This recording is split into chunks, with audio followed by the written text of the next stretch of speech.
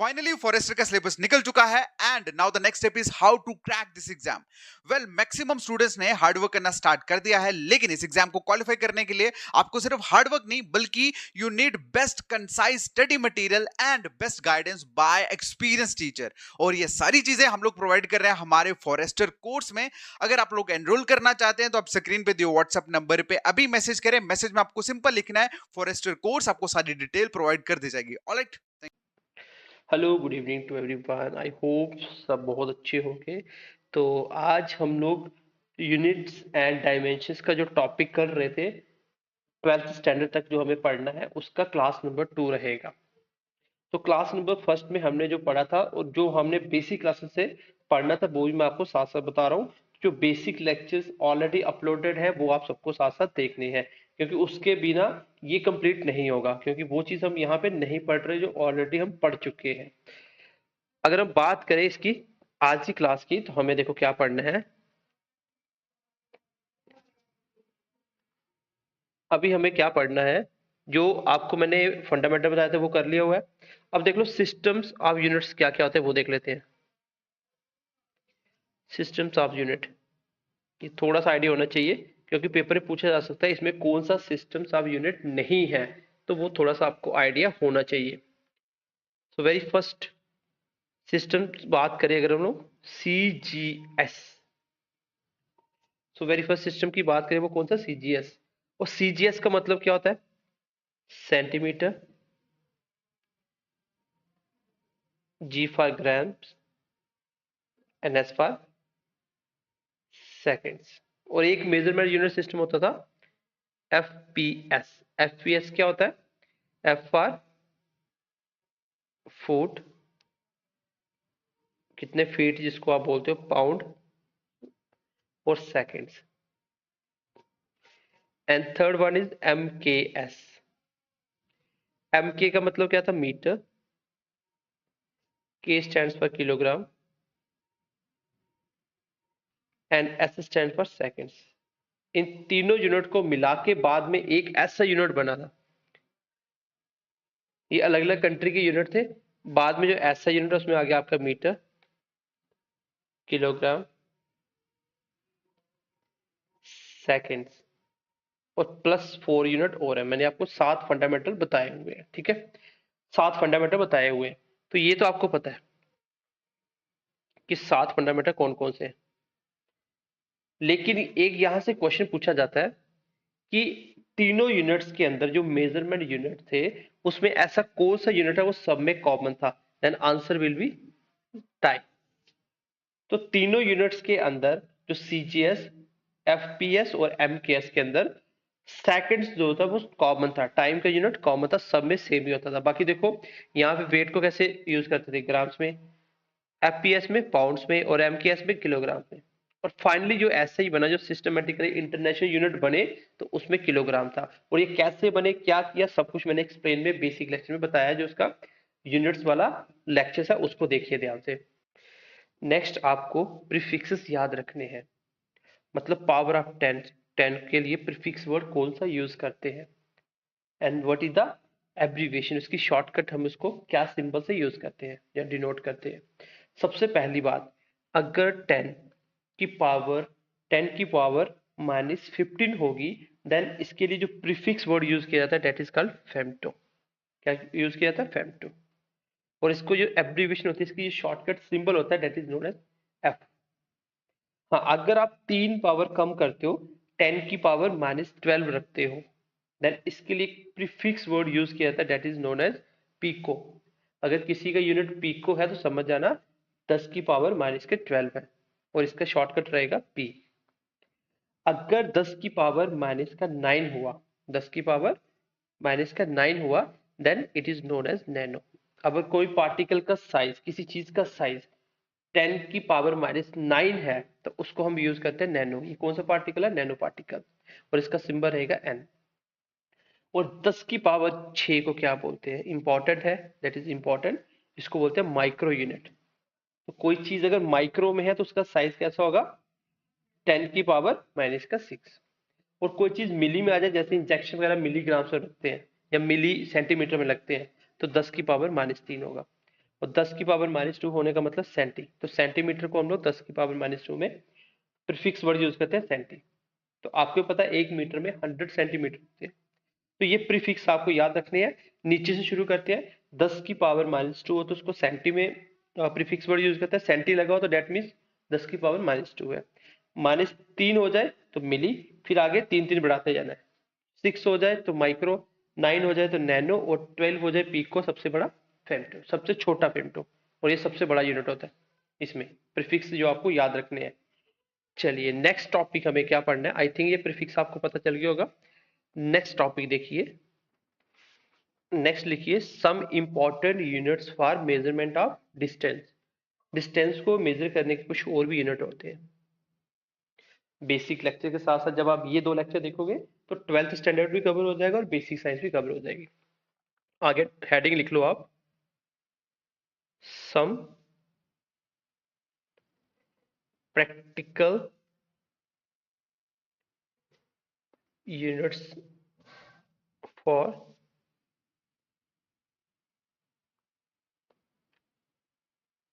Measurement of length.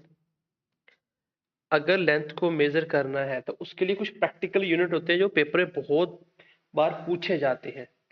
सबसे पहला एक यूनिट हम यूज करते हैं, that is astronomical. Astronomical unit, तो पेपर में क्वेश्चन आ जाएगा, astronomical unit is related to time, speed, distance, तो आपको ऑप्शन अलग अलग देगा। तो पहले तो देखो एस्ट्रोनॉमिकल यूनिट होता क्या है। It is defined as the mean distance of the earth from the sun. So यहां से हम क्लियरली क्या याद रखेंगे कि एस्ट्रोनॉमिकल जो यूनिट होता है वो क्या होता है, सन और अर्थ के बीच का जितना डिस्टेंस है उसको बोलते हैं एक एस्ट्रोनॉमिकल यूनिट। अब मान लीजिए एक स्टार से दूसरा स्टार चार एस्ट्रोनॉमिकल यूनिट दूर है, तो इसका मतलब क्या है कि अर्थ से जितनी दूर सन है उसका जितना डिस्टेंस है तो उससे 4 गुना ज्यादा डिस्टेंस है उस दोनों स्टार के बीच में। तो अगर हम बात करें एक एस्ट्रोनॉमिकल यूनिट कितना होगा, तो अर्थ और सन के बीच की दूरी कितनी है, 1.5 मल्टीप्लाई 10 की पावर 11 मीटर। जब आप इसको एक्सप्लेन करके लिखोगे तो ये कितना बनेगा, 1.5, एक जीरो हट गया, आगे 10 जीरो, 5 6 7 8 9 10, ये मीटर है। और अगर किलोमीटर में कन्वर्ट करोगे तो इतना किलोमीटर होगा कहा जाता है। अब नेक्स्ट टाइम जब भी आपको बोला जाए कि कोई चीज के बीच की दूरी 4 या 5 एस्ट्रोनॉमिकल यूनिट है, तो आप समझ ना, सन और अर्थ के बीच की जितनी दूरी है उससे 5 टाइम्स या 4 टाइम्स ज्यादा दूरी।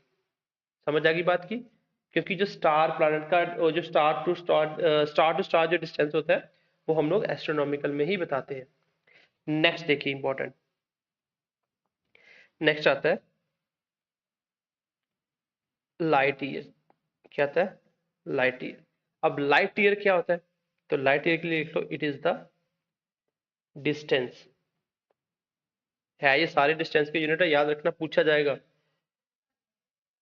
Travelled by light in vacuum in 1 year. तो एक लाइट ईयर क्या होता है, देखो अगर पूछा जाए लाइट ईयर किसका यूनिट है तो आंसर इज डिस्टेंस। क्यों, क्योंकि बच्चे देखते हैं लाइट ईयर, ईयर लगा तो वो टाइम लगा देते हैं, लेकिन ऐसा नहीं है। लाइट ईयर का मतलब क्या होता है, जो सनलाइट है वैक्यूम के अंदर एक साल में जितना दूर जाती है उतनी दूरी को 1 लाइट ईयर बोला जाता है। एक लाइट ईयर होता कितना है,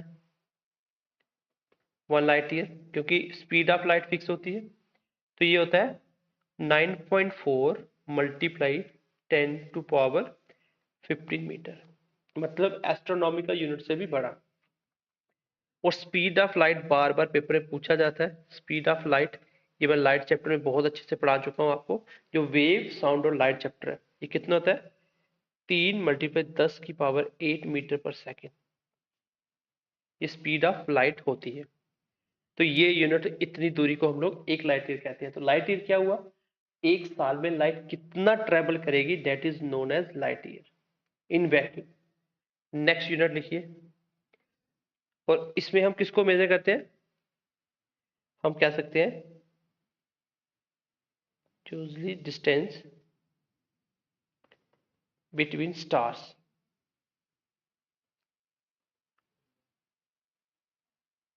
मेजर इन लाइट ईयर, जो स्टार के बीच की दूरी है हम लोग मोस्टली इसको लाइट ईयर में ही मेजर करते हैं। नेक्स्ट लिखिए, ये भी पेपर में बहुत बार पूछा जाता है। नेक्स्ट होगा आपका, चलिए नेक्स्ट लिखिए,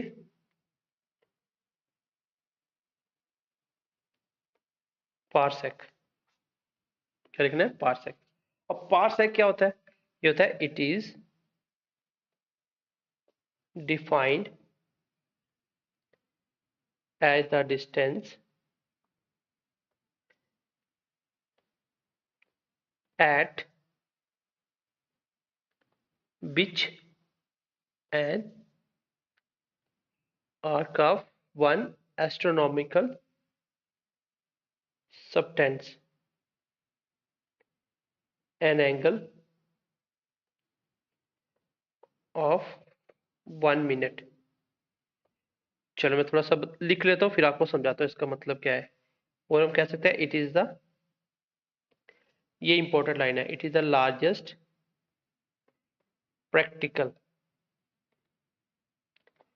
practical unit of distance used in astronomy. Astronomy मतलब स्टार्स वगैरह किसी के बीच में जो दूरी निकालते हैं, सबसे बड़ा यूनिट होता है क्या, पारसेक। और एक पारसेक किसके बराबर होता है, देखो ये कितना बड़ा होता है, एक पारसेक की दूरी कितनी बड़ी होती है, ये कहा जाता है 3.1 × 10⁻16 मीटर, 10⁻16 मीटर। तो इतनी दूरी जो होती है उसको बोलते हैं 1 पारसेक। लेकिन याद रखना है कि 1 जो पारसेक है वो क्या है, पारसेक क्या है, आपका दूरी का ही मेजरमेंट यूनिट है। ये जो मैंने यहाँ पे लिखा 1 एस्ट्रोनॉमिकल यूनिट सबटेंडेड जो एंगल होता है, इसके रिगार्डिंग निकाला जाता है। ये इतना डीप हम नहीं जाएंगे फिलहाल, ठीक है। इस पॉइंट को आप फिलहाल के लिए स्किप कर सकते हो क्योंकि आपको रेडियन का भी नहीं पता है फिलहाल। लेकिन ये याद रखना कि पारसेक जो है वो सबसे लार्जेस्ट यूनिट है दूरी का। पहला क्वेश्चन पूछा जाएगा, parsec is related to time, distance, height, या कुछ भी अपने हिसाब से बना देगा। तो आपको पता है ये डिस्टेंस का यूनिट होता है, ठीक है। इसका ऐसा यूनिट क्या आ जाएगा, मीटर, क्योंकि डिस्टेंस मीटर में मेजर किया जाता है। दूसरी चीज याद रखनी, एक पारसेक कितना होता है, ये एमसीक्यूज में क्वेश्चन आएगा, आप समझ जाओगे, ठीक है। चलिए आगे नेक्स्ट जो इंपॉर्टेंट याद रखना आपको, ये 3 यूनिट आपके आगे लाइट के रिलेटेड, ठीक है। अब हम देखेंगे डायमेंशंस क्या क्या होते हैं। अब डायमेंशंस देखेंगे,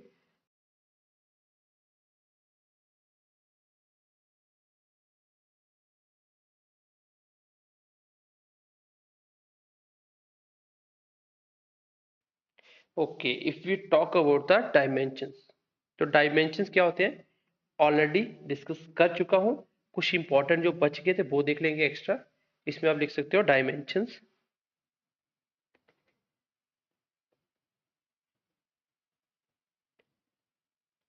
dimensions of a physical quantity, physical quantity. तो डायमेंशंस कैसे निकालते हैं ऑलरेडी डिस्कस कर चुका हूँ। बेसिक लेक्चर देखना मेरा फिजिक्स के फर्स्ट जो बेसिक लेक्चर्स है, उसमें मैंने क्या क्या पढ़ा दिया था वो डिस्कस कर लेंगे थोड़ा सा। उसके बाद हमें क्या क्या अभी पढ़ना वो देख लेंगे, ठीक है। चलिए अगर हम बात करें एरिया की, तो ऑलरेडी मैंने बताया था फॉर्मूला भी क्या होता है, फॉर्मूला भी क्या होता है वो भी बता दिया था। और इसको ऐसा यूनिट पे लिखना आपको, क्या होता है इसका, मीटर, क्योंकि लेंथ लेंथ दोनों मीटर है तो मीटर स्क्वायर आ गया ऐसा यूनिट। फिर उसके बाद डायमेंशन में लिखना सिखाया था, उसमें देखना ध्यान से, ठीक है। फिर मैंने ये वॉल्यूम पढ़ा दिया था, डेंसिटी पढ़ा दिया था, वेलोसिटी पढ़ा दिया था, एक्सेलरेशन पढ़ा दिया था, मोमेंटम पढ़ा दिया था, फोर्स पढ़ा दिया, work, power, energy, impulse. Impulse देख लो, ये भी पढ़ा दिया था मैंने आई थिंक। उसके बाद आता है का कुछ इंपॉर्टेंट बताऊंगा, ज्यादा नहीं करेंगे हम लोग। रेडियस ऑफ गायरेशंस क्या होती है? तो ये बेसिकली डिस्टेंस होता है, डिस्टेंस का यूनिट मीटर होता है, और मीटर अगर ऐसा यूनिट है तो डायमेंशन मैंने आपको बताया था कि डायमेंशन का मतलब होता है किसी भी चीज को एम एल टी की फॉर्म में लिखना, मतलब मास, लेंथ और टी मतलब टाइम। अगर टाइम आएगा उसकी जगह मैं टी लिखूंगा, लेंथ आएगी तो एल लिखूंगा, मास आएगा तो मीटर एम लिखूंगा। यहाँ पे डिस्टेंस क्या लेंथ है, तो लेंथ का मतलब L1, ये इसका डायमेंशन हो गया। प्रेशर का मैंने पढ़ा दिया था आपको। सरफेस टेंशन का देख लो। सरफेस टेंशन का फॉर्मूला क्या था, फोर्स पर यूनिट लेंथ।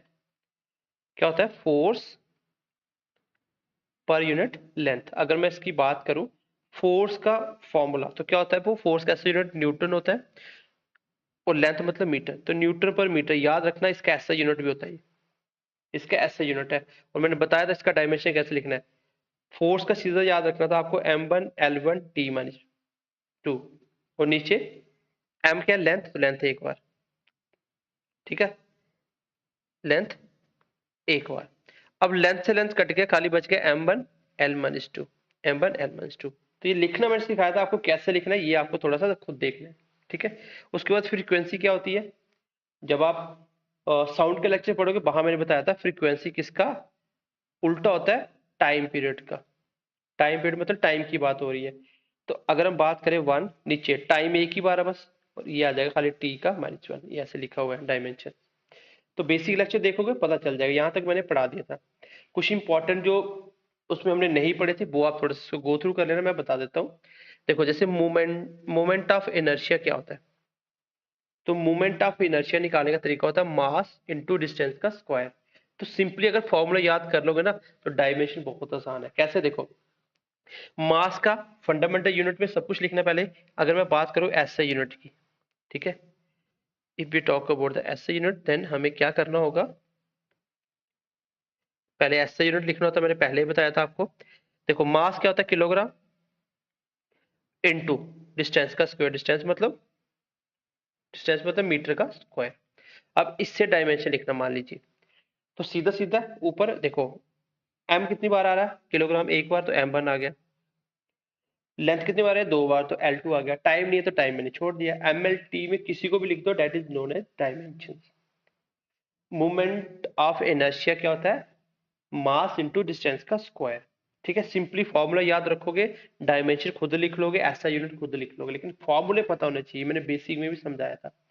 अगर बात करें मोमेंट ऑफ फोर्स या टॉर्क जिसको बोलते हो, इसका फॉर्मूला होता है फोर्स इंटू डिस्टेंस।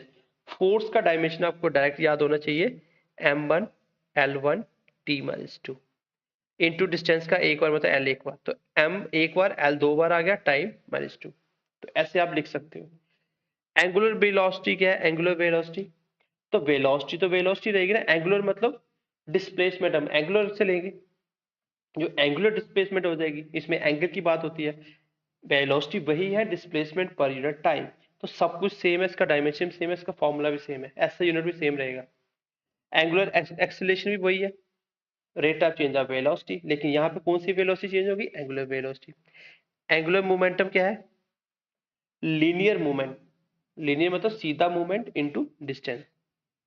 तो इससे आप आगे क्या है फॉर्मूला लिख सकते हो, ठीक है। चलिए ये रहने दो, इसको भी रहने दो। सरफेस एनर्जी लिख लो, इसका फॉर्मूला देख लेना, वर्क पर यूनिट एरिया, कितना काम कितने एरिया पे लगा उसी को हम कहते हैं सरफेस एनर्जी। सरफेस के ऊपर कितनी एनर्जी लगी। इसको भी रहने दो, इसको भी रहने दो। हाँ चार्ज कर सकते हो, हमने पढ़ा भी था, करंट इनटू टाइम, कितना करंट कितने टाइम के लिए फ्लो करेगा, that is known as charge. ये भी रहने दो, ये भी रहने दो। हाँ ये देख लेना, ग्रेविटेशनल कांस्टेंट फ्लैक्स क्या होता है, फोर्स इनटू डिस्टेंस का स्क्वायर डिवाइडेड बाय मास का स्क्वायर।